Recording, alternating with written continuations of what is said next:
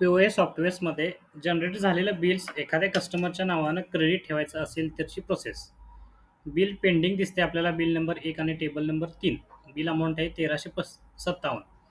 ही bill आपल्याला एखाद्या कस्टमरच्या नावानं क्रेडिट ठेवायचं म्हणजे उधार ठेवायचं असेल तर बिलाला क्लिक करणे, अनसेटल बिल्सला क्लिक करणे, त्यानंतर सेटलला जाणे.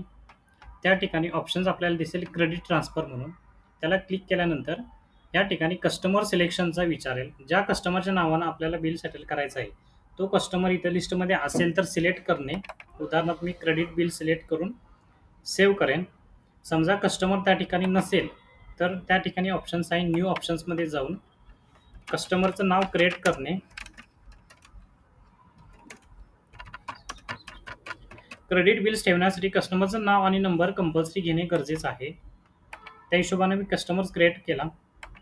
त्यानंतर क्रिएट केलेला कस्टमर्स इथं डबल क्लिक करून सिलेक्ट करणे आणि बिल सेव्ह करणे. अशा प्रकारे रेस्टॉरंटचं जे पॉस बिल आहे ते आपल्याला कस्टमरच्या नावानं क्रेडिट टाकलेलं दिसेल.